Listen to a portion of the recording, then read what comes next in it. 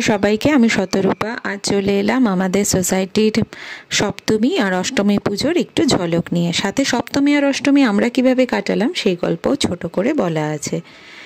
আচ্ছা, চতুর্থী পঞ্চমী এগুলো আমরা এমনি বলি, কিন্তু ষষ্ঠী সপ্তমী অষ্টমী নবমী এগুলোর আগে কিন্তু আমরা মহা কথাটা যোগ করি।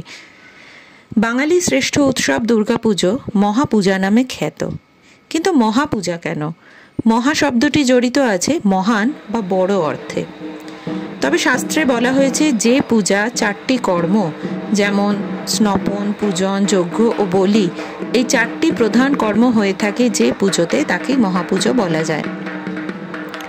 আবার মহা শব্দটি এখানে মহান বা বিশেষ অর্থেও ব্যবহার করা যায়, যা পুজোর ঐশ্বরিক মাহাত্ম্যকে নির্দেশ করে।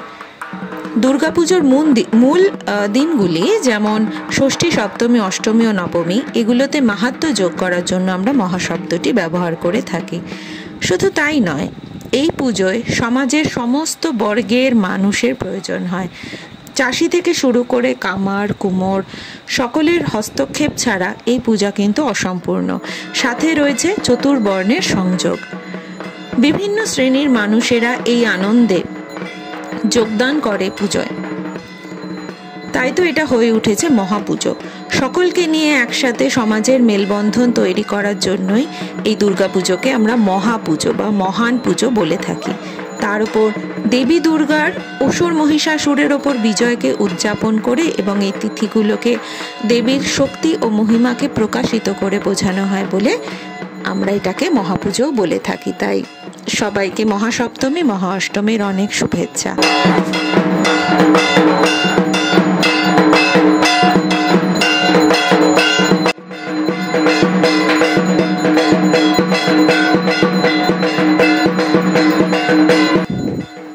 সপ্তমী সন্ধেবেলা মায়ের ভোগ নিবেদনের পরে আমাদের সোসাইটিরই আবাসিকরা তারা যে যার মতো নিজেদের মতো করে ধুনুচি নাচ করলেন মায়ের সামনে।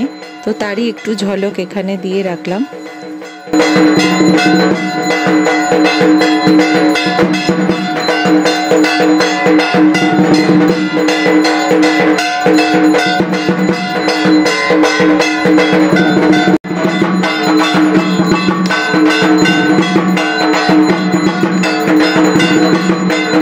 আর এই হচ্ছে আমাদের সবার প্রিয় ডালিয়াদি। আমি যবে থেকে এই সোসাইটিতে এসেছি তবে থেকে প্রত্যেক বছর আমি ডালিয়াদিকে নিয়ম করে মায়ের সামনে ধুনুচি নাচ করতে দেখেছি।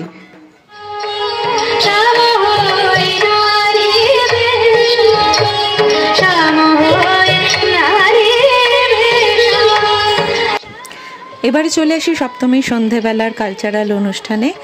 কপিরাইটের জন্য আমি কোনো ডান্সই পুরোটা দিতে পারছি না, সবই একটু একটু এক ঝলক করে দেখাচ্ছি। যেটুকু ভিডিও করতে সক্ষম হয়েছে সেটুকু এখানে শেয়ার করছি। রাজনটি শ্যামা, তিন জগতের তিন নারী, দেখ না কয়েন থাকবে। প্রেমের ভাত পাতা ভুবনে কে কোথা ধরা পড়ে কে জানে। প্রেম অসীম, প্রেম অনন্তের ধন, প্রেম আত্মার সম্পদ। ষষ্ঠী, সপ্তমী, অষ্টমী, নবমী, দশমী, এই প্রত্যেকটা দিন আমাদের এখানে কিন্তু নানা রকমের অনুষ্ঠান হয়।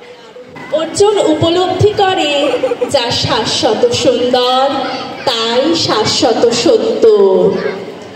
আবার বজ্রসেনের অনুতাপানলে দগ্ধ দ্বিধাগ্রস্ত মন প্রত্যাখ্যান করে ক্ষমা প্রার্থী শ্যামাকে।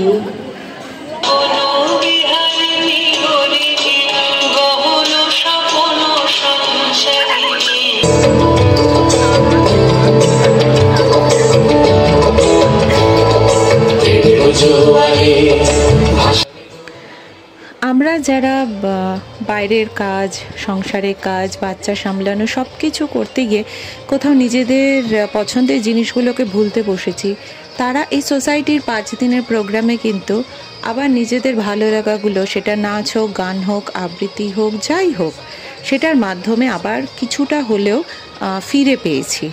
ছোটরা তো নিজেদের আনন্দে প্রোগ্রাম করে, আমরা বড়রাও কিন্তু ছোটদের সাথে তাল মিলিয়ে এই পুজোর কটা দিন প্রোগ্রাম করি। মনে হয় যেন নিজেদের হারিয়ে যাওয়া কিছু ইচ্ছে আমরা কিছুটা অংশ হলেও আবার ফেরত আনতে পারছি।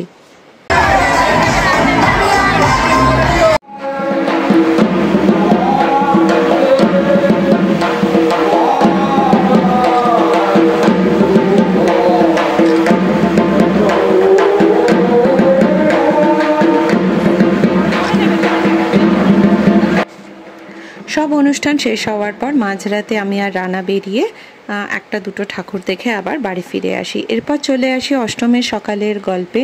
অষ্টমীর সকালে যথারীতি মাকে ভোগ নিবেদন করা হলো, তারপর সবাই মিলে অঞ্জলি দিলাম। সেই ছবি ছোট ছোট করে আপনাদের সাথে শেয়ার করছি, দেখে নিন।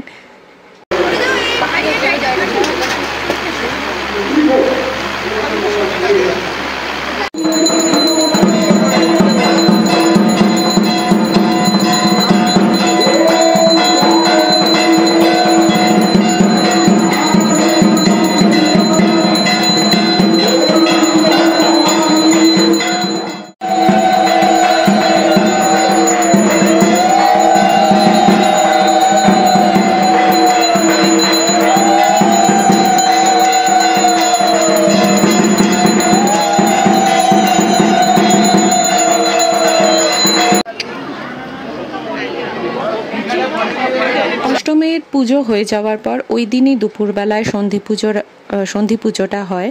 তো সন্ধি পুজো এক ঝলক এখানে দেখে নিন। সন্ধি পুজো শেষ হয়ে যাওয়ার পর আমরা প্রত্যেকে আমাদের কমিউনিটি হলে মায়ের ভোগ গ্রহণ করি। তো সেদিন আমাদের দুপুরবেলা ছিল খিচুড়ি, বেগুন ভাজা, লাবড়া আর পায়েস, চাটনি, পাঁপড়। তো সবাই মিলে একসাথে আনন্দ করে হই হই করে খাওয়া দাওয়া করে নিলাম। এরপরে নবমী সকালবেলা আমরা চলে গেছিলাম তোপচাচিতে, ফিরেছি দশমী বিকেলবেলা। তো সেই গল্প নিয়েও খুব শিগগিরই চলে আসব। আর হ্যাঁ, আমাদের এখানে দশমীতে মাকে বিসর্জন করা হয়নি, একদিন পরে করা হয়েছে। ফলে ভাসানের সেই উদ্দাম নৃত্য, উদ্দাম আনন্দর ভিডিও নিয়েও কিন্তু আমি আসব। তো ভালো থাকুন, সুস্থ থাকুন প্রত্যেককে। শারদীয়ার প্রীতি ও শুভেচ্ছা।